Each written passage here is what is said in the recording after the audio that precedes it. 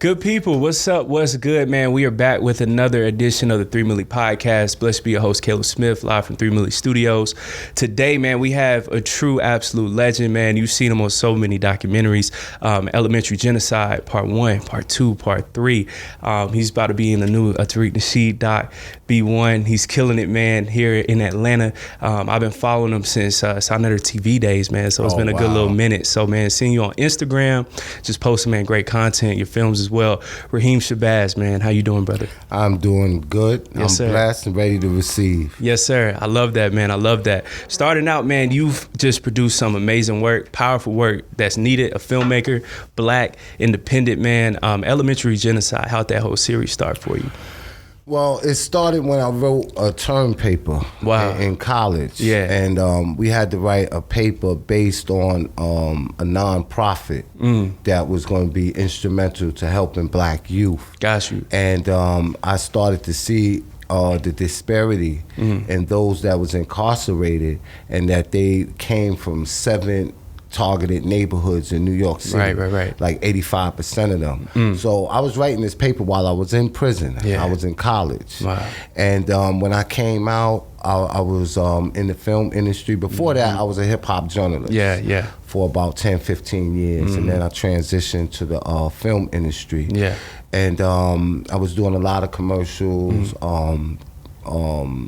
full feature films and rap videos. Yeah. But I wanted to do something that was near and dear to my heart. And I went back to, that term paper. Man. And began to do research, and then I made it happen, you know. So we talked about how the government and the school system look at the reading scores of 3rd and 4th graders, and they able to determine how many prisons they're going to build in the next 10 and 15 years. And these prisons are actually sold on the stock market. Yeah. And if you go to the private prisons website, they have the stock market ticker. Right? And they also have their motto above it. And the motto is, if we build it, they will come. Yeah.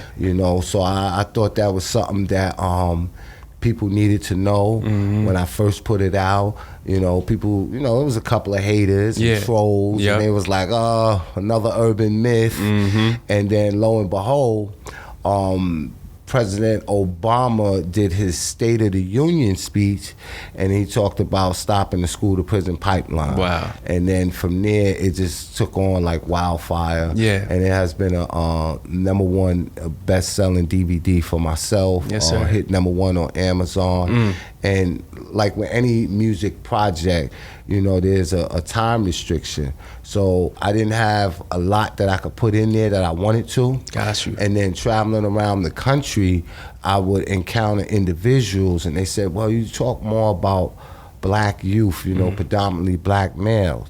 And they would inform me, like, did you know when it comes to black women, there has been a 300% increase in incarceration in the last 30 years? And they started giving me statistics. So I went back and I included about the black women. But what I did in #2, I wanted to go back to the landmark ruling of Brown versus Board of Education. Yes, sir. And we asked the proverbial question, has integration cause more harm than good? Yeah. And we know it caused more harm. Facts. The Honorable Elijah Muhammad said that separation is better than prayer. So we looked at that, and then I did the 3rd one, and in the 3rd one, when I did it, it was in the midst of the protests. Trayvon Martin and a lot of state-sanctioned execution of unarmed black men, women, and children. Because a lot of times we just speak about the black men that's murdered in the street. Yeah. But it's unarmed women and children. The sad part is children. So in that one, Academic Holocaust, I wanted to show that the assassination of your mind and assassination of your critical thinking is no different than the assassination of the black bodies that we see in the street. Man. So that was it. And it came full circle. A lot of people want to see Elementary Genocide Part 4. Most definitely. But, there's so many other subject matters to tackle that I wanted to move on. So I ended it on 3, and I'm actually trying to recreate the magic that I had with some other individuals. I'm appearing in documentaries, and I'm helping other people produce their documentaries. Yes, sir. I love that, man. Elementary Genocide, it's a classic, man. So I'm gonna tell you that, like, it's Thank crazy. you. I appreciate yes, that. sir, man. And education, like, is so important. Like, being in school, being in college, I really didn't learn like Black history at length until being in school, African American Studies program. But like in high school, middle school, everything starts off with us being slaves, not knowing about Kemet, so many other ancient civilizations that's not even like spoken about. How important, man, is it for young Black kids to learn who we are at a young age? Because in the school system, we learn about founding fathers that would have had us in chains. So like, how do we start learning about who we are, and how important is it overall for kids to know out the gate who you are? I think it's very important, and I think that it does us a disservice, you know, during Black History Month, where they relegate our history to slavery. Facts. You know, slavery is not Black history. Slavery interrupted history. You know, and our history goes way beyond that. Yeah. So I just think that there's a need for individuals to learn their true history, and not necessarily in the school system. You need to know it at home, because that's where I got my knowledge from. You know, from home, and then being out in the community. But it was at home I got the foundation of what it is to be a Black man. You know, picking up books by Ivan Van Sertima, John Henry Clark, Chancellor Williams. You know, one of my favorite books is The Philosophy and Opinions of Marcus Garvey. And it was in that book where he said, you know, intelligence rules the world and ignorance carries the burden. Yeah, I remember hearing you saying that. So that's the number one quote, you know, and that right there really sparked it for me, you know. So I was an avid reader when I had time and I wasn't getting into trouble. But reading and knowing who I was, it did a lot for me, because when I was able to sit down and reflect, you know, I always go back to our greatness, you know. And I think, you know, with a lot of today's youth, if they knew who they was and where they come from, who their enemy is, what's the purpose of them being, you know, that we'd be in a better position. Yeah, man. So intelligence runs the world and ignorance carries the burden. Hearing you, man, you said that, I think, on Sonetta maybe 5 years ago, 6 years ago, man. I remember that. So, man, please, like, break that down, because, like, that quote overall, like, it's crazy. Intelligence rules the world. Like, you have to have a mindset. You have to have an intellect. You have to have, you know, the withal to deal with any and everything. You know, we living in a world of racism and white supremacy. Facts. So I tell people all the time, right, you know, racism and white supremacy, right, is a system. But for racist white people, it's what they know, what they understand, and what they go through. They know that this is a system that empowers them as racist white supremacists. Right. Now, when you Black and it's B1, what you know, what you think, and how you move is how you empower yourself. Gotcha. Right? So there's two type of Black people. There are those that want to be on the plantation and still be out in the field. And then there are those that's like myself that know there need to be a revolt in the slave quarters. So, you got to have a certain type of intellect to move strategically in order to, you know, free your people, you know. And that's what I'm about right now, you know, freedom, justice, and equality. I'm always talking to our people about getting land, because land is the basis of freedom. That's a fact. And if you don't have land, you don't have nothing. Yeah. Man, that's powerful, man. I love this. So, again, man, I remember hearing you talk about, I think most kids, for Black students, we aren't in the 50% of knowing, like, vocabulary. And then from, like, not knowing that, then that's being pushed in the 3rd, 4th grade to being pushed in special ed courses. I know you've had Dr. Umar on most of the docs. So how important, man, is it for our babies, man, to start learning vocabulary, how to read, how to write, all those skills at a young age? From the time they're in their womb. You know, as a mother, you're a nurturer, you know. Yeah. You're the first person that they learn from. Facts. And, you know, they have this down to a science where when you in preschool, that there's a certain amount of words that you should know. And they did a case study. Those that come from impoverished community, you know, their limitation is, I think, 300 words, right? Wow. And then those of the same age and the same ilk, but from a different higher income community, theirs was like 10 times higher. So, you know, when we know better, we do better. Right. So if you was to know that and you was to see that in real time and in real life, you know what you got to do. Nobody has to tell you that you have to educate the mind of that child. Now, earlier we spoke about elementary genocide, and I told you the school to prison pipeline, right? Yeah. But I kept the same title, but I learned afterwards that it doesn't just begin in the 3rd and 4th grade. That's when they're able to track it. It begins the first time they step foot in a preschool. Wow. And that's the sad part about it. As babies. Yeah, as babies. Man, that's crazy stuff. Willful defiance, if you can, man, break that down, how that leads to our children being pushed into prison from school sometimes. Willful defiant is, I'll give you a scenario, right?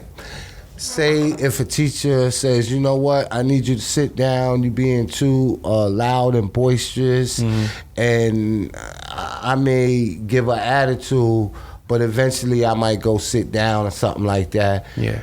That's willful defiance. Even though I did it, I still defied you in doing it. And, Right. and that's what they look at. Man. You know, and the way that situation is because you gotta think, right? Over 75% of teachers are female, and they're True. predominantly white, right? That's right. So when you have a young black male that's an alpha male, he's not sitting in the classroom for 8 hours not moving. You know, it's crazy. we're not that type of people. Yeah. And another thing that people don't know is that, like I said, the predominantly white Caucasian female is the teacher, right? Right. So here it is, you have the teacher where over 85% of them are married to law enforcement officers. I didn't know that. Yeah. Wow. So you have the white male that physically incarcerates you, and then you have the white female mentally doing it. that mentally incarcerates you and teach you trick knowledge and miseducation. So it works hand in hand. Yeah. And another thing, right? New York State Teachers Pension Fund, right? The money that's in that is invested in private prisons. So it's all connected. Yeah, so it's all connected. So if I'm a teacher in New York State, right, and they got $1 trillion pension fund, right, I want my money to be donated into a stock that I know is gonna soar. Yeah. And what stock is soaring but that the prison. prison. So they have an invested interest to have it go from the classroom to the prison yard. Sheesh, man. Raheim, your story is so powerful, inspirational. I think you graduated, top 5%? Yeah, in my your class, yeah. How'd that feel, man, from being a young kid, going through prison, all that, and you still graduated? Not only graduated, top 5%. I graduated in prison. Yeah. And, you know, I got some pictures. I probably, you know, I was saving it for a book. A book on my life, right? It was a moment, and what was pivotal about the moment wasn't that I was just graduating, right? I was scheduled to graduate. The graduation was scheduled 13 days after I would have been released, right? So there was no way I could have came back in and graduated with the class. Right. So everybody that was in the class was like, yo, you know what? Just mail us our degree. Yeah. We don't even want no graduation. And they was like, wow. They was like, yo, come on, you know he's going home. You know what I mean? Y'all could have pushed it up. You know what I mean? He leaves in 2 weeks. Like, nah. So they made him change it. Man. So that I could actually be there. And then I gave the graduation speech. I had my father there. That's dope. So it was a real monumental moment. Yeah. You know, I think it was 8 days or something like that before I actually got released. 8 days left. I remember you saying that. 8 days left. Yeah. And, you know, so, but you know, the crazy thing about it is that It's in a vanilla envelope, right? Wow. And it's still in that envelope. I never took it out. I didn't even put it on in a frame on the wall. I don't know why, because it was a big accomplishment for me. But I knew then, like I know now, right, that I'm not gonna ever work for nobody. You know what I mean? Like I've been a boss in the street. I'm gonna be a boss when I get out. One day I hopefully frame it, but I never framed it. It's still in that same envelope. Still in the same envelope. Wow. You know, but it's something that I accomplished, and I still speak with several like alumni from the college and people from my graduating class. And that program, to be honest with you, they had took prisons out of New York State. We had a governor, his name was Pataki, right? You gotta remember, right? When I was locked up, I fell up under that 1994 crime bill. Got you. I was supposed to Joe get out. Biden, Joe Biden. So I was supposed to get out in 4 years. Wow. But I wound up doing 6 because of that crime bill. Extra 2. Yeah. Anybody that had a violent felony, you wasn't getting out regardless. Man. You know what I mean? College program, you could have did everything. They didn't care. Nah, you wasn't getting out. You know what I mean? And they told me, they said, we could have held you for 2 more, we would have did that. Yeah, they was on it hard like that. So it was a time where they took the college programs out of the prisons, and the New York Theological Seminary, they ran a program where a lot of inmates that had master's and doctor's degrees, they became our professors. Wow. And they was able to teach the program, and then the college paid for that. So a lot of one of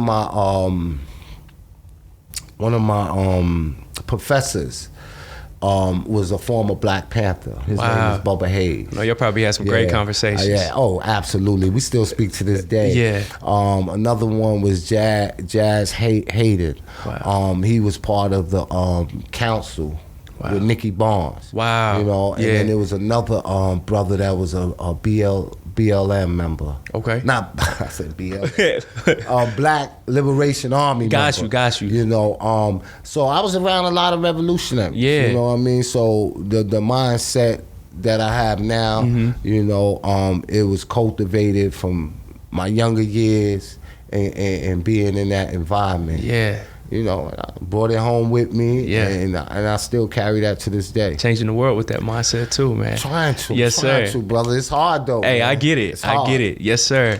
Being a boss, man, I love that. Man, seeing you being in film, content creation, independent, knowing that you were a hip hop journalist, XXL, Tyler Perry. When did that click for you to say, yo, I want to step out, create my own thing, fund my own thing, create this? When the money was gone. You know, and I'm not going to say when the money was gone. Yeah. I just seen that as a journalist, things was leading in a different direction, right? I was a journalist. Yeah. You know, I traveled all over the world. I interviewed everybody from 50 Cent to Tyler Perry to Magic Johnson, like, real journalism, not what we see today. Right? Yeah. So, but I seen the pivotal moment when it was becoming more about gossip. A lot of the journalists was glorified groupies. Yep. You know, I'm a man's man. You know, I treat everybody equal. Like, ain't nobody a star to me. I'm the star. Yeah. So I seen that, and then another thing was that everything was transitioning to online and traditional media, the magazines. It was going out of the door. Yeah. So what I did was, being an innovative businessman that I am, yes, sir. I started a website. It was called Rasha Entertainment, and we was getting like 2.5 million impressions like weekly on my website. Wow! So that really like revved things up for me. And then even with that, covering entertainment, I used to try to put a lot of conscious stuff in there. Yeah. But I ain't gonna lie, I would put some of that gossip stuff in there too, right? Candy with the medicine. And then, you know, that's not who I am. That's not who I am. Yeah. You know what I mean? So that was very short-lived. You know, because grown men don't gossip. So, you know, I was planning my next move, and when you a vivid writer and you see things for what it is and not what it presents itself to be, and you see movies and different things like that, and you start analyzing it, you know, you want to tell your story, especially if you know your story. That's right. So that's what brought me to documentary filmmaking. I love that, man. So for all the young black filmmakers out there, male, female, who are somewhat scared to start like their own elementary genocide, own series, how do you get started? And then two, how do you like step out of that comfort zone overall? Most of them are already started. Yeah. You know, if you go to Facebook and Instagram, a lot of people are documenting things that they're doing. Right. Some of them are going down the rabbit hole and finding, you know, out about our great inventors. Yeah. They talk about the masquerades that we've been through. There was over 200 black settlements that was either looted, burned down, or taken over by white supremacists. Yeah. You know, so I be seeing stuff like that, and you know, documentaries, it don't have to be long form. It could be 10 minutes, it could be 15 minutes. As long as you documenting the truth and its history, that's a documentary. I love that. And you don't necessarily, you know, with the advent of social media, you don't have to do a movie where it has to be in a theater. Yeah. You know, you could just do it online. Yeah. Them digital sales, they hit good. Hey, I believe it. Yeah, they hit Independent good. too, man. And it's independent, 100% owned. Stop playing. Hey, talk your talk, man. You've won over 15 awards. Like, how did that feel, man? Winning stuff where you with Tariq Nasheed and you win. Like, how does that feel? No, I didn't win that one. Oh, all right, I cool. didn't win that one. All right, I was my fault, nominated. my fault. I was nominated as well as Tariq Nasheed. Got you. He won that. That was the Sonetta. So that was for Sonetta's awards. Got you. But I did win the Black Power Award. I think that's what I'm talking about. You're right. And he was nominated for that. So Yeah. I won that one. Hey, He give won yourself credit. That's it. Yeah, you know, and it's a phenomenal thing, man. Yeah. What the brother is doing with the Most hidden definitely. colors, Yeah. and different things like that. Like that. Y'all are changed doing the legendary world. work. Yeah, Yeah. absolutely. And now he has a streaming. You know, FBA stream, Facts. Foundation Black American stream. Yeah. And he's gonna have a lot of different documentaries on there. You know, all for Foundation Black Americans. Facts. You know, content that we produce, Yes, sir. curated. So yeah, that's phenomenal right there. Yeah, I love that, man. FBA, that's something that I'm like into heavy as well. Reparations, all that. So right now, how do you feel about that, man? Us getting reparations, how do we go about that? Or like, how do you feel about that whole conversation that's going on right now? Reparations is a must. Yeah. You know, reparations is a must. It's something that, you know, to certain people, you know, they just hearing about reparations the last 15, 20 years. Right. Right after Reconstruction, our people was talking about reparations. So the fight been on since there. Yeah. John Conyers had over 30 different bills that he submitted to Congress year after year after year. Wow. That included reparations. So this has been a long fight. And everything happens in its own good time. And if it would have happened, just say if it would have happened 10 or 15 years ago, right, it wouldn't be the reparations that we want today. That's right. Because you had a lot of people that wanted to be involved in it and wasn't foundational Black Americans. So reparations, you know, how they say black and brown, a minority. Try to be inclusive. Yeah, is everybody that's non-white male. Yeah. So a white female is a minority. That's a fact. So when we talk about reparations and we talk about, you know, it has to be lineage-based and it has to be for foundation Black Americans because we know and understand that they didn't go through the civil rights. They didn't go through Reconstruction. They didn't go through Jim Crow. They didn't go through the Peculiar Institute of Slavery. We went through that. So we have our own culture, our own unique history, and all we're saying is that, listen, this is for foundational Black American. And what people fail to realize, right, if we are successful here, they can use that same blueprint. Everywhere you know, else. and it will benefit them as well. You know, but, you know, you got the crab in the barrel mentality. That's right. If it ain't for us, it ain't for you. Yeah. You know, but we the trendsetters of everything. So they need to get on board and support it, whether you're going to get reparations or not, because it's going to indirectly benefit you. Because with reparation, that's land, that's cash, which is the number one thing. You know, right. It ain't free college. Right. It ain't paying away your student loan. That ain't reparations. Yeah. You know, just like you got to understand, racism and white supremacy plays both sides of the fence, right? So at the height, remember this, at the height of the reparation movement, when it was on the political stage and everybody's talking about it, all the presidential candidates, right? After the presidential election, it came back up again. And what did they do? They gave us Juneteenth. Yeah. You know, something that's symbolic. But that doesn't it's good to have a holiday, a day off. But it's like, how does it affect us directly? No, not only that, everybody benefits from that. Yeah, you know, it's not like, you know, okay, Foundation Black Americans, they get this day off. No, white, everybody. Hispanic, Japanese, Chinese. I see. It's a holiday for everybody else. Same thing with Martin Luther King's birthday. So they didn't give you nothing, you know. And people got to start realizing that what we want is tangibles. And someone had posted on social media, well, what if you don't get reparations? Then what?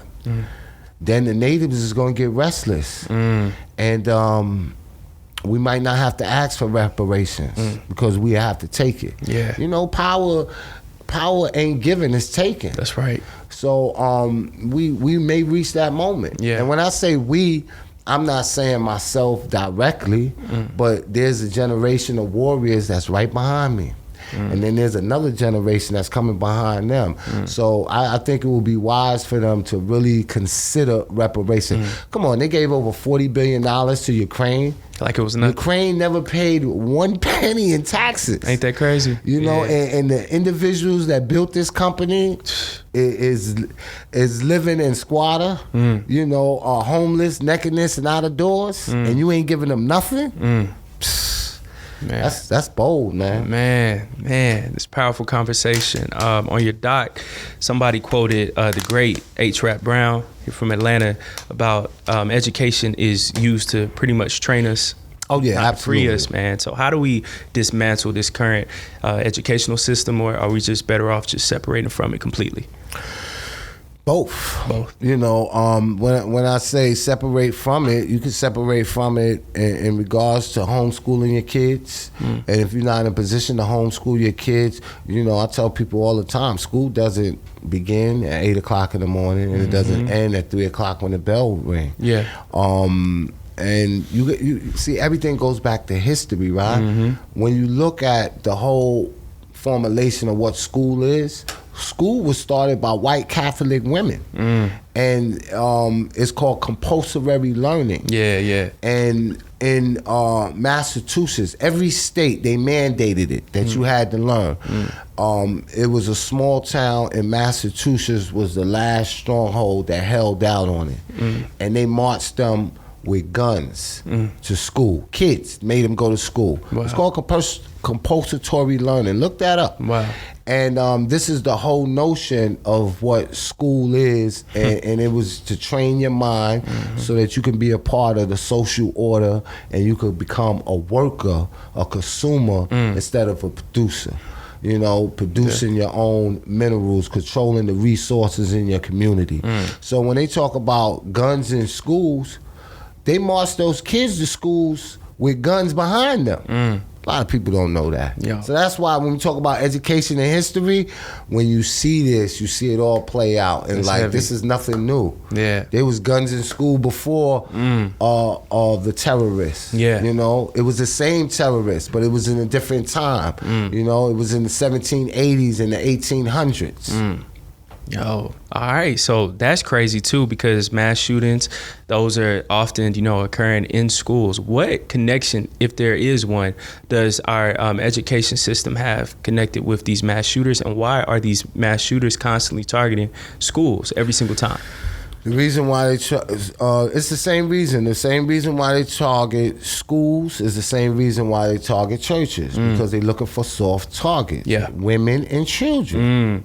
You know, they not coming up in the hood. That's facts. You know, so most of them, man, is cowards. You know, so they're gonna look for soft targets, right? And they're going in schools and different things like that. They just had another situation with a supposedly black man. I don't know if he was FBA though, right? But he was black.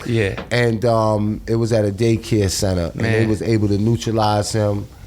shoot them, put one in the head. Unlike the other as ones. they should. Yeah. And they was able to save them kids. Well, yeah. But a lot of people was like, wow, because it was a black man. He got killed within 2 minutes.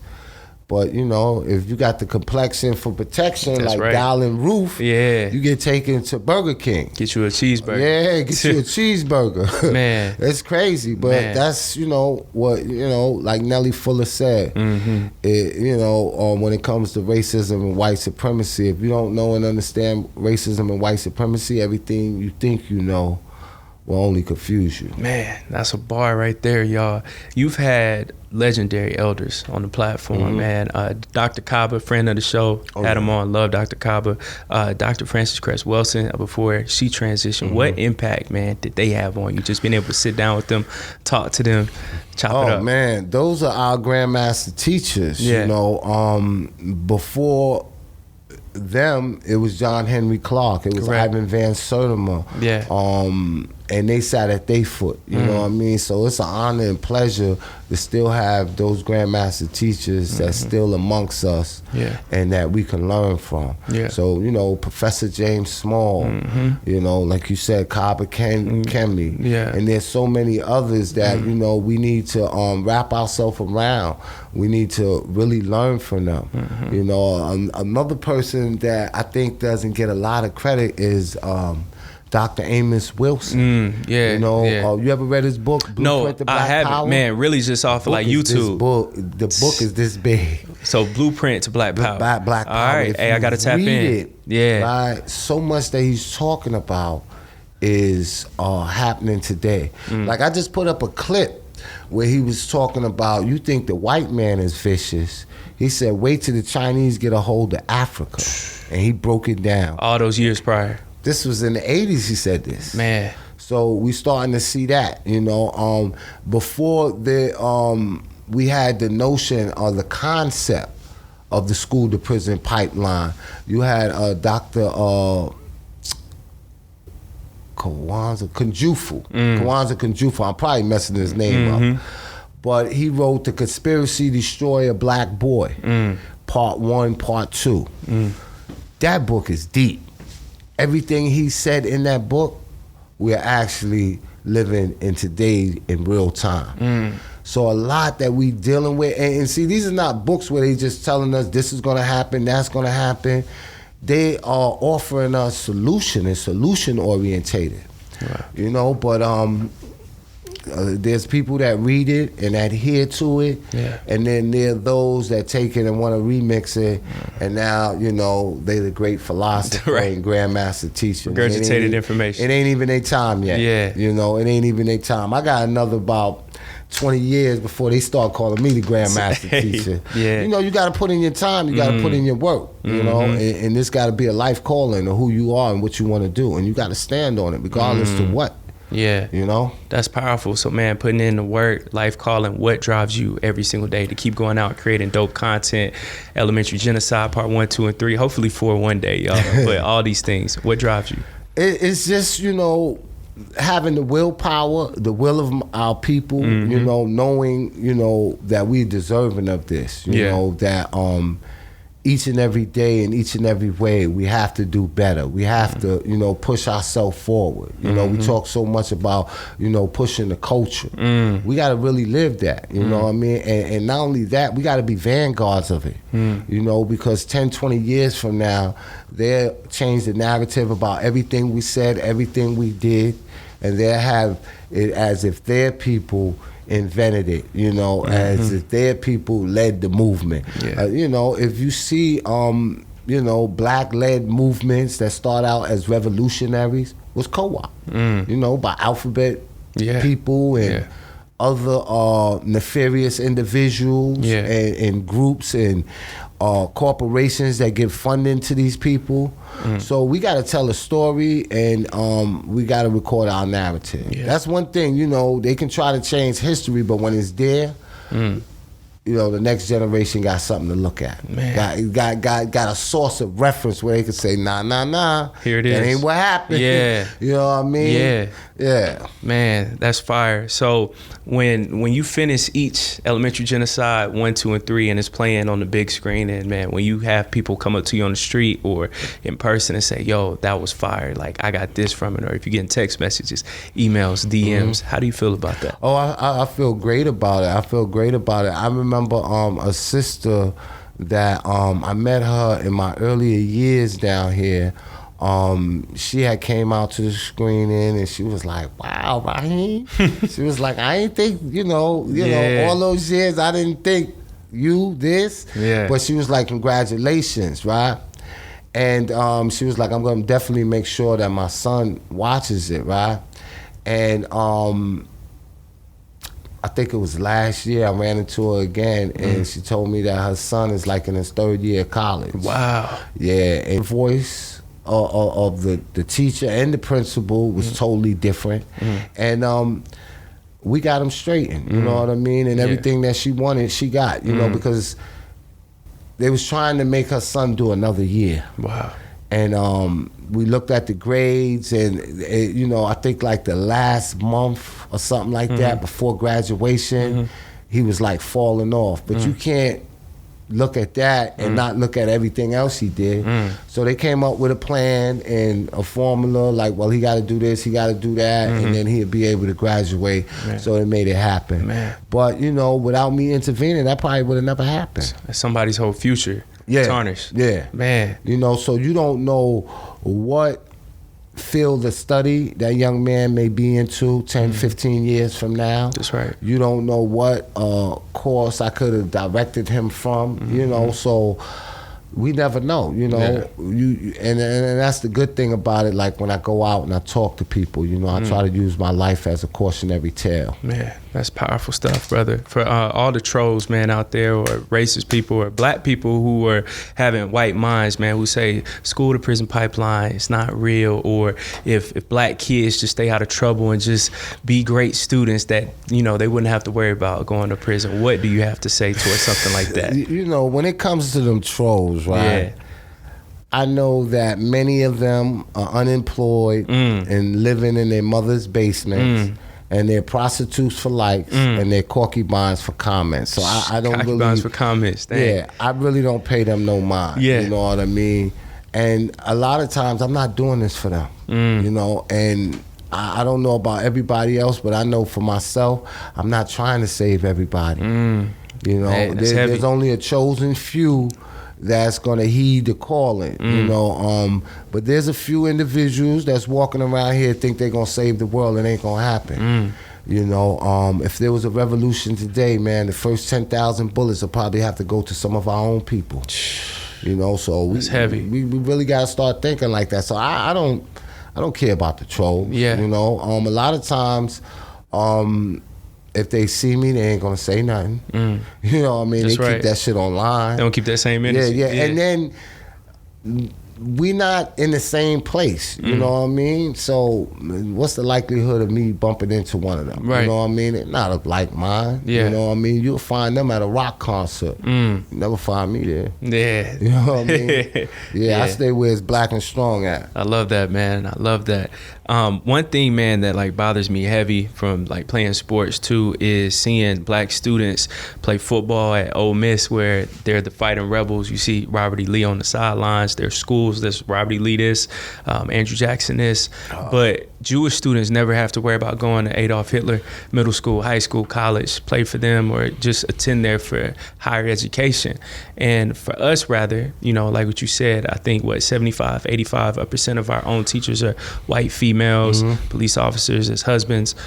What impact, man, I would say, like psychologically, does that have if you are a child walking into a Robert E. Lee or George Washington school? Oh, it has a tremendous impact. So that's why, you know, in New York, they got Malcolm X College.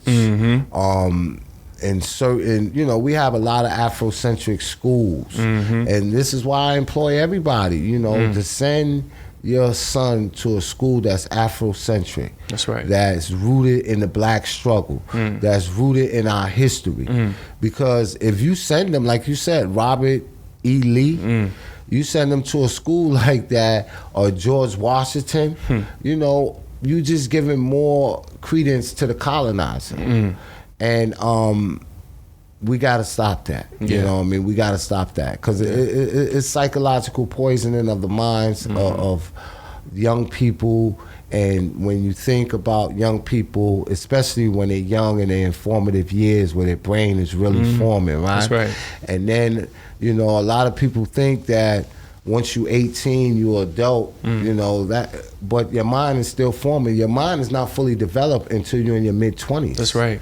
So, just having the psychological abuse of being miseducated at such a young age, it does a detrimental to the psyche and the mind of black children, for them to look up to someone as a white savior. You know, why not have the Marcus Garvey Academy? You know, why not have the Nat Turner Rebellion University? You know, and it's real, like, there's going to be people that say, why does it matter? You know, and it does matter, you know, because when you teach history that we was a docile person and that we just accepted slavery, right? But we in a school being that taught about a colonizer named Robert E. Lee, when we have another narrative of Nat Turner that tells you that there was nothing docile about our people, it changes the narrative. And I guarantee you, if you was to have those two opposing schools, students from Robert E. Lee and someone from Nat Turner Rebellious University or something like that, and you was to analyze them and their way of thinking. It's two different minds. Two different mindsets. Man. One is going to be the consumer class, and one is going to be a producer class. One of them is going to be a part of the working order, or in the social order of American and society. And one of them is going to be independent, entrepreneur, and business minded. I guarantee you. Make no mistakes about it. And when we know these type of things, we have to move and act accordingly. Yeah. Man, that's good stuff. Do you feel like more of our black minds, intellectuals, children, young adults should be attending HBCUs, or should we just stop thinking about college overall? No, I think there is definitely a need for college, but it depends on the individual. And, you know, as a parent, you should see the innate ability of your children, what talent lies within them, and you should encourage that. You know, if you see that your son has an inquisitive mind and he's always on the computer, get him into coding. You know, we need more coders. We need more computer engineers. Our kids to be in STEM and different things like that. Right. A lot of that you don't have to go to college for. You know what I mean? You could take a course. You can learn that. Certain things, you got to go to college for, you know, you got to go to school for. I wouldn't want a doctor that learned on YouTube University. That's facts. You know, but school is a hustle, man. You know, when you look at the student loan, the debt, and individuals going to school coming out with $200,000, $300,000 student loan. You know, you starting out in a deficit. You know, as opposed to someone that goes and is self-taught, or might take a trade or apprenticeship. And started out during an internship and rise through the ranks and get into a particular field. You know, $100,000 in 1 year earned salary is no money to them. You know, as opposed to you making money, but most of it, 30% is going to paying off debt. Nah, that ain't the order of the day, man. Not for the black man, woman, and child. You know, so we gotta, like I said, I think college is good for some people, and some people it's not good for. You know? That's an excellent input, man. Again, man, Elementary Genocide, Classic, killing it. Dr. Umar, one topic that I felt was crazy was talking about Ritalin. And man, seeing how, children are like basically placed on that at a young age, addicted to it. It's like a class A drug, right? So how does that whole... Class B drug. Class B. Yeah. So how does that whole process start where children are getting stuck on Ritalin, like unnecessarily, right? Where black boys are saying that they got ADHD for moving around too much, black children, and now they're stuck on Ritalin. Then from there they start just being quiet and just stagnant, and then from there special needs. So, and then that can lead to prison. So how does that whole process start? Misdiagnosis, yeah, intentionally, I think it's being done because it's a money racket, I think for each student they get like $17,000. $17,000 if he's placed in special ed and he's on medication. So you got to follow the money, and once you follow that money trail, you see big pharma that makes these drugs, or having a say in what the curriculum is, and having lobbyists lobby for some of these rules, regulation, and laws that are being implemented in the school system. Right. And I think it does us a disservice when we send our children to them. Malcolm X told us we're the only group of people that send our children to the open enemy. Yeah. So, we picking our own poison when we do that. And we got to stop it. Yeah. And I'm just going to end it right there. We definitely got to stop it. Yeah. Yeah. Yeah, man, I get that. I remember playing back a talk you had with Sonetta. It was like a few years back, man, and just, talking about pretty much the main reason why we don't have part 4 is that you try to find a solution in part 3. Solution oriented. Yeah, man. Hearing you say that, like, that was like really, really dope, because, man, so many times like we have people who get stuck in the same conversations of not finding a solution. So how important, man, is it for us to not get worried about creating a part 4, 5, 6, 7, 8, 9, 10, but instead saying, yo, we got to find a solution to this problem now? Yeah, like I said, when we look back on our great grandmaster teachers, a lot of them gave us solutions. That's right. It's how many of us is going to adhere to that solution? How many of us is going to stay on course to see that solution come to fruition? Because I think many of us know. But it's a painstaking process to make it happen. And it might not happen in your lifetime, but we don't do this for us. We do this for the next generation. I think if we be mindful of that, then we'll start looking at them solutions and start implementing them now, because it might take 10, 20, 30 years, and some of us, we don't even have that time. That's right. So I think that is one of the main things that people have to realize, you know what I mean? Like, go back, listen to some of the things that Dr. Amos Wilson said. Definitely listen to our Queen Mother, Frances Cress Wells, and some of the things that like she said.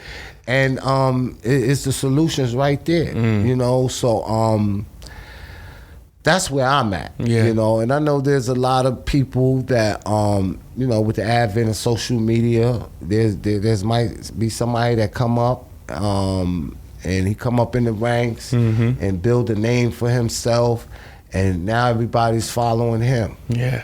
I'm following our great grandmaster who already got the blueprint that been tried and tested. That's right. So that's where I'm at with it. I love that, man. Growing up, I remember, like, with all the topics in school, the subjects, everybody used to hate history. I loved it. That was like my favorite one. But like everybody either loved science or math.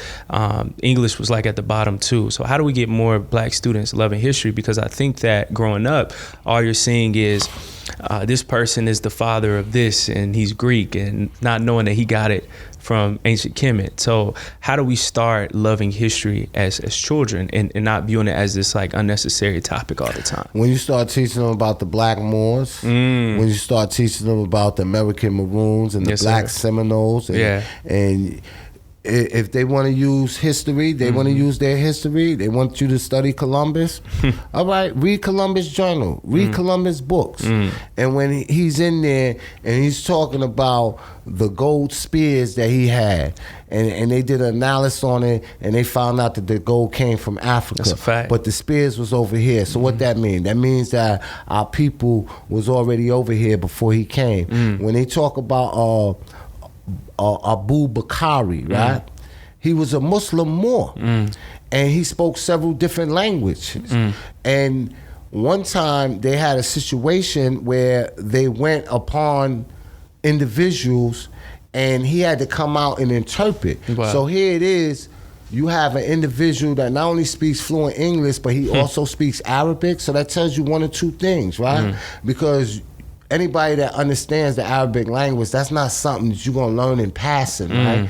That takes a while to learn, right? Wow. So he had to have, either came from a Muslim country, the Moors, right? Or he had to have frequent interaction with those that was already over here. That's right. So there's a lot of history, and then when you look at the Armic, right?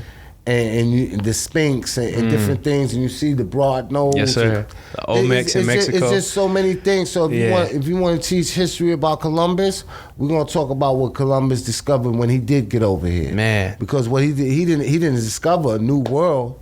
Yeah. He discovered people that was already here. So they could teach all about that, but once you know the truth, you know what I mean, you could counter that. Yeah. And I was one of those type of people. If I'm in school and they say something, raise their hand. Yeah, hold up, Columbus. That's not the truth. Yeah. So, I love that. Yeah, we got to get into it like that. I love that. So you saying that point, I feel that because, man, being in class in school here at Georgia State, I would have like those same moments. So for our conscious black babies, right, who know that Columbus didn't discover America and who know about the Moors, how do they navigate being in school and being indoctrinated, but also having to pass a class, and on that test, you still have to check off, all right, Columbus, yes, because I'm trying to pass this test. So how do you like navigate knowing that you already know who you are, but at the same time, I'm still being just indoctrinated with all these false realities? See, I couldn't give an answer for that, because that's tough. Because the schools that I went to, they always taught about critical thinking, like. What you describe is like a multiple choice. Exactly. Columbus this, Columbus that. Yeah, because in school, that's pretty much like what it is now, which is crazy. The schools that I was in, from the time I was younger, it was always about critical thinking. Instead of asking us to do a multiple choice on Columbus. It's like short answer maybe? No, they would ask us to write an essay on, what was the impact on Columbus in the New World. I see. And then that's when you will write that, he caused death and destruction and, the Indians with the smallpox and what he really did. And that would be the paper that I was submitting. I see. And the teacher would, he gets an A. Right.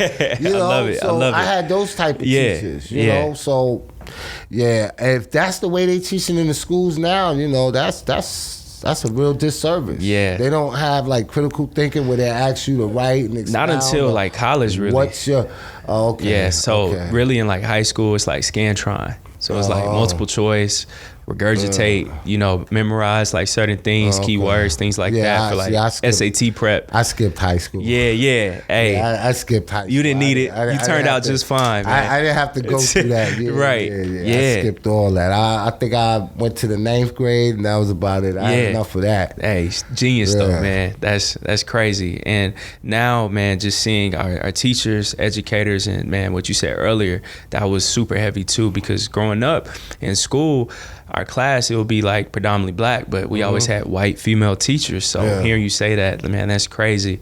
What impact does having a white female teacher sometimes have on a black child? Because again, if she's already married to a cop, you can't tell me that she's not walking in with prejudice.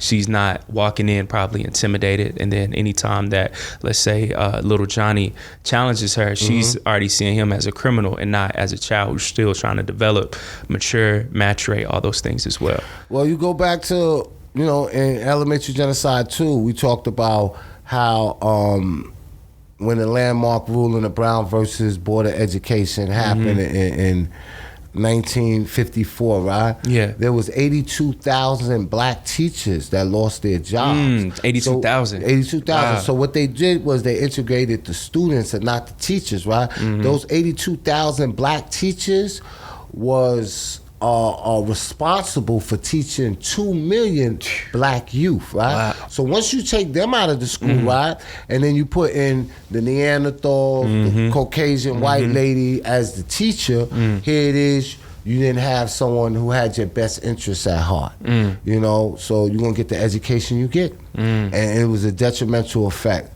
You know, we see it today, and it's still happening now in real time. But I will tell you this, though, right? I got so many DMs, emails, and phone calls during the pandemic, right? Because I'm a big proponent of homeschooling, right? And parents was forced to homeschool. You know, a lot of times you hear, well, I work 2 jobs, I ain't got time for it, this, that, and the other. But when everything was closed and was shut down, and it's time to educate. A lot of corporations was letting you work from home, and they had to do what they call it, remote learning. You was forced to do it. And a lot of them seen, you know, that the education that their kids was learning wasn't conducive. That's right. A lot of them seen that their kids ain't know what they should be knowing, you know what I mean? So they took the initiative to do it themselves.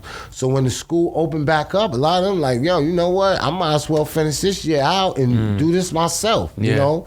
So I think that was a good thing. Sometimes, you know, the universe has a way of resetting itself and sitting you down and allowing you to see things for what it is and what it presents itself to be, and you are able to think your way out of it. You know, because who knew that was coming? You know, we arguing like, yo, you can't be sending your kids to... And what the universe did, I'm gonna sit y'all down.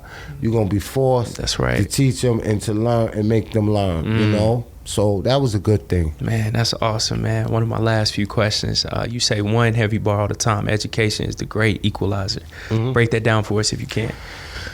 When I say education is the great equalizer, right? Because if you look back in the 1800s, right? You had individuals like Benjamin E. Mays. Yes, sir. Right? Here in Atlanta too. Yeah. You know, he was the son of a school cropper, right? And he in the beginning he wasn't a learned man. Wow. And he went on to excel through high school, through college. Yep. And he became an advisor to Martin Luther King. Yeah, Morehouse. Right? Yeah. That was in the 1800s. Wow. And if he was able to achieve that, and that was through education, not the European traditional education. And then you look at individuals that self-educated themselves, Elijah Muhammad. Yeah. You know, he had an 8th grade education. Malcolm X. Yeah. You know, these men was either self-educated or they educated themselves within the history of black people, and they use that education to work for black people. So that's why I always say that education is of paramount concern to us as black people, and we have to get it. Yeah. You know, but it's what education are you getting? And I'm not knocking nobody that goes and get an education and graduate from a white Ivy League school. But it's what you do with that education. Yeah. If it's not gonna help you and benefit your people, then what you using it for? Yeah, no, it's facts, man. Here you talk about Carter G. Woodson, who was amazing, and I think you said he didn't start schooling or high school until like his 20s almost, PhD in 1 year at Harvard, right? Yeah, 1 year. Yeah, man. A PhD, like pre-internet too. He studied the coursework for a PhD at Harvard, and got it in 1 year. Man, in 1 year. And there was an article, right? I don't want to misquote it, right? But it said something to the effect of they was congratulating him for graduating Harvard, right? And they was asking him, I guess, how does it feel to graduate Harvard? And he said something to the effect of that it does Harvard more good than it does me. He was already thinking like that. Yeah, wow. He was already thinking like that. Wow. You know, and that's how we gotta be. You know, and you see that type of mindset, that shift it already happened. Yeah. You know, but there are those that, you know, they want to be the first black person to work for IBM or a corporation or... They want to be the token. Yeah. How do you feel about that? Like, how do we get out of that, the first this in 2022 and trying to be breaking barriers and trying to, what do they say? I'm trying to be like a voice in the room, a seat at the table. How do we break out of that mind state? We've been breaking barriers. Yeah. You know what I mean? We was the first person to do open heart surgery. We was the first person to invent the stop sign, the lights, electricity, the toilet. You know what I mean? Banks. So the blood banks. Yeah. Charles Drew. Yeah, yes sir. You know, yes, sir. he invented the blood bank and plasma. And ironically, he died in a car accident. And they didn't transfer. and they couldn't take him to a white hospital in order to do the procedures that he discovered that saved so many millions of lives. Right. So we always been innovators, you know what I mean? And you know, being the first black is not always the best thing. You know what I mean? Like, and if you is the first black, right, and there's nothing wrong with that to a degree. How many others are you gonna leave the door open for? You know? Or do you just want to be the only one? Yeah, or you just want to be the only one. Or are you gonna take that education and do something that's revolutionary for black people with it? So that's what really matters to me most, you know? But yeah, we can't get caught up with that, you know what I mean? We know how to celebrate ourselves. Yeah. And we don't need them celebrating us. You know, and that brings us to tell her. Yes, June sir. 14th. I love the shirt with Pops. You got to coordinate. Yeah. That's it. Free since 1865. Yes, sir. So even with that, man, I think for the last maybe 15 years, I've really been tuned in and celebrating Juneteenth, and them giving it a holiday wasn't the best thing for it. You know, a lot of people was upset. People was like, oh, I'm not celebrating it. Oh, they done colonized it. Nah, if you've been celebrating it, celebrate it in the manner and tradition that you was celebrating. Right. You know, one thing that John Henry Clark said that, you know, we have to create our own holy days. You know, Tariq, he came up with a, you know about it? Yep. I can't pronounce it though, because I'm going to butcher the name. It means a root city or something. I don't want to mess it up. A Rutatessi or something like that. I might have got it right, y'all. A Rutatessi, something to it's that supposed to be on December 24th. Yep, Arise. That's correct. And that is something that we're going to be celebrating. And that day, you know, he broke it down, is a day that the colonizer was more at ease. Yep, that's right. Ready for the holiday. Yeah, that's facts. And they was in a joyous mood. Yeah. And that was when the rebellious spirit, Nat Turner, Denmark Vesey, Gabriel Prosper, you know, was invoked in our people. Dropping some names. And they went from plantation to plantation, and it was an uprising. They was killing the slave master and different things like that. So yeah, we're gonna celebrate that, and we're gonna hold our warriors and our heroes up. Yes, sir. And I guarantee you, 10, 15 years from now, they're gonna want to colonize that. Yeah, that might be a little too militant for them to colonize. It's too tough. Yeah, but man, they will attempt to do that. You know what I mean? And it'll be a federal holiday, and it'll be recognized on a stamp like Kwanzaa and everything else, because if they could commercialize Malcolm X, one of the most revolutionary black men on the planet, commercialize anything. Man, we dealing with a wicked beast. Yes, sir. Yes, sir, man. They killed him. Brother Raheim, man, this conversation has been so powerful. Man, one of my favorites, seriously, after 95, I think, episodes right now. So 95? Yeah. So, man. You getting up there. Look, we appreciate you, man. I've been following you for a while, but before we bounce, Elementary Genocide, we got part 1, 2, and 3. What's next? The projects, your podcast. Okay. Necessary Blackness. Y'all tap in with that. Man, where can everybody follow you, and what's next? All right, everybody can follow me at Raheim Shabazz on all social media platforms. Yeah. I just keep it real simple. As far as project, I'm in the B1 movie, Black First. Yes, sir. Executive produced by Boyce Watkins, Rick Mathis. Legends. Very great movie. Everybody need to check that out. Yeah. I'm gonna be in American Maroon. Yeah. Tariq Nasheed's new movie. Yeah. I have a book coming out. Hopefully it'll be out August 22nd. That's a tentative date. That's my birthday. Yes, sir. That book is called Radical Hope in the 21st Century.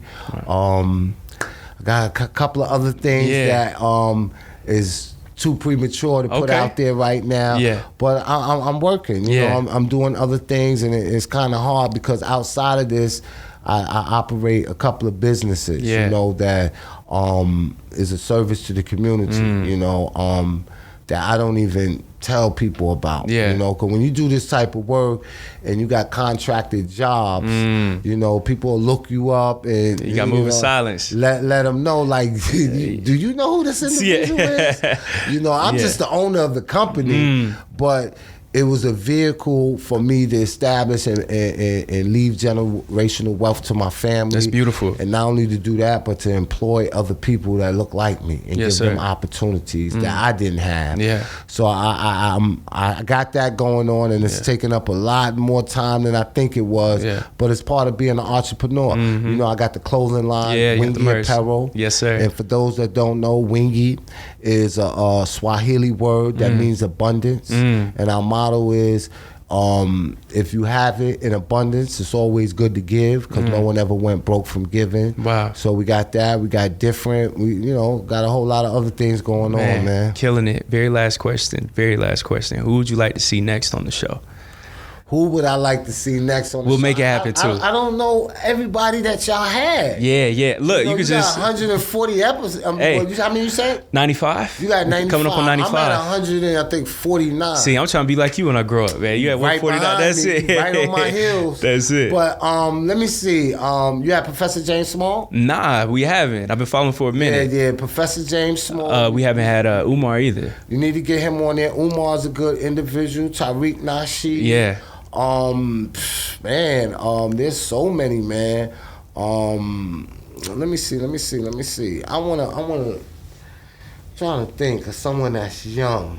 Give us our what homework. About RZA Islam? Yo, I just contacted RZA. All right. Yeah. So we had I interviewed RZA like one of his very first ones back in like 2018, but his phone number changed. His aunt, I know her, but like we've been trying to get in touch. So anyway, man, like if you got his contact, I can make that happen. All right. Okay. Cool. Okay. Cool. You know, I can reach out to him. Yeah. I can give you a line too. Yeah. You know what I mean? We appreciate Somebody that. that'll definitely give him the message. Yeah. And he's one of the individuals. He in town. Yeah. He definitely. RZA, man, bro, he's amazing, great individual. Yeah. So we appreciate that. I want to think of one more. Yeah. Hey, please do. I want to think of someone that's young and fiery. Yeah. You know, that definitely can relate with the youth right now. Let me see, man. I had Red Pill, Blue Pill. Let me see. Who else? We got his wheels turning. Okay. I'm gonna probably have to get back to you on that. Hey, please do, but man. You're on the right path. You know, appreciate everybody it, man. that I named, you was either trying to get to them or they probably been on the show. Yeah, man. We appreciate you, man. But this is another thing. You know, there's individuals, right, that are not really on social media like that, right? That really don't have a name brand behind them, so to say, right? Like for instance, in my documentary, there's an individual in there, and I actually put him in 1, 2, and 3. Wow. Professor Ed Gons, young fiery brother. You know, he just got his PhD and he's an actual professor in college. Wow. And he teaches from a black perspective. You know, a lot of people didn't know about him, you know. So a lot of times we can't be so gung-ho on names and recognition. It's about the story and the information. I seen him, I'm like, oh yeah, we gonna put you on the national stage. Yes, sir. You know, and I felt the need not only to just have him in 1, but I said I need you in 2 and 3. The same thing with the brother Tracy Syfax. You know, he was I don't call him formally incarcerated, but he's a returning citizen, such as myself, like right? You know, a former captive that was held as a slave. But he's an individual that runs several different business, multi-millionaire, right? Wow. And all he do is hire don't want to say returning citizens. Returning citizens. Yeah. You know, and he's a very knowledgeable individual. Okay. You know, that deals with a lot of economic and wealth, and he's for the struggle of black people. Yeah. And he's in all 3 documentaries. I can get you in contact. Yeah, most definitely. Yeah. Let me see.